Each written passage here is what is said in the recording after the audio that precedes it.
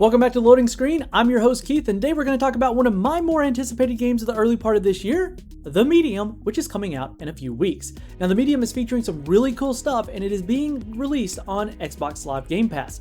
Now, it is on Game Pass for PC and console. Now, if you're on the console, you're going to need the Xbox Series S or Series X in order to play this game. PC, you can run it on anything, as long as you meet the system requirements. You can run it on a hard drive, but I would recommend highly against that.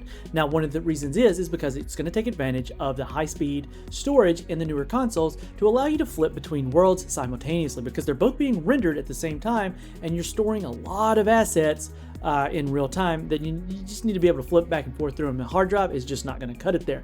Now, there is, thanks to an interview with Alessio and one of the developers over on the site, we have access to some really cool information and new technology that the game will also be utilizing. It will be utilizing ray-traced effects, but to what extent is kind of the cool part. So let's jump into the question and the answer that was given in this interview. Question being, which ray tracing features will be available in the Medium?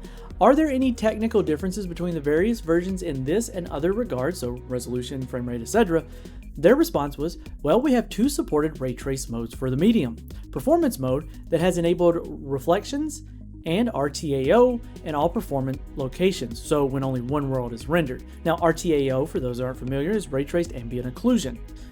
And a quality mode, which features RTAO, Raytraced Ambient Occlusion, reflections, hybrid translucent, and some shadows enabled for the whole game world, so both worlds. So the performance mode appears to be more for cutscenes and points of interest sections of the game, whereas the other one is going to do everything.